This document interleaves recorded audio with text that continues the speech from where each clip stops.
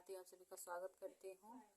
विवाह गीत लेकर आए हूँ, बहुत ही सुंदर गीत है। अगर अच्छा लगे तो कमेंट करना मत भूलिएगा, कमेंट में ज़रूर बताइएगा हमारा गीत कैसा लगा।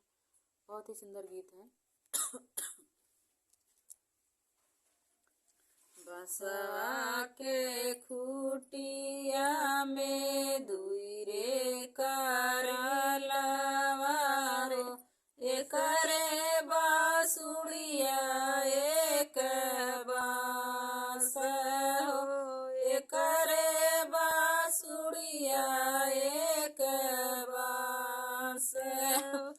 मैया के गोदिया में दुई रे बालका हो, एकरे बहिनिया एक भाई हो, एकरे बहिनिया एक भाई हो। मई कहल बेटी 10 कोस बियाब, मैया कहेली दुई चारी हो, मैया कहेली दुई चारी हो। भैया कहल बहिना काशी में बियाहब, नीति उठी करे स्नान हो, नीति उठी करे स्नान हो। भौजी कहेलिए ननदा मोरा न बियाहब, न केहू आई न जाई हो, न केहू आई न जाई हो।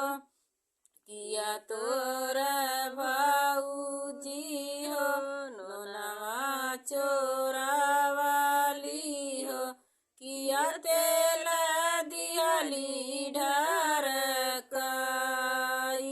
हो, किया तेल दियाली ढरकाई हो। नाही मोर ननदो हो नोनवा चोरावाली हो, नाही तेल दियाली ढरकाई हो, नहीं तेल दियाली ढरकाई हो।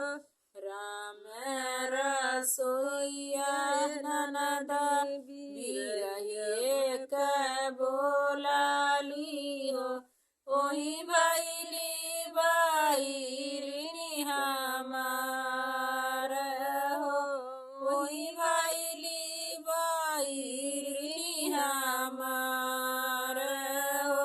बाईरिनी बाईरिनी जनिका सरहजी, बाईरिनी प्राण आधार हो, बाईरिनी प्राण आधार हो।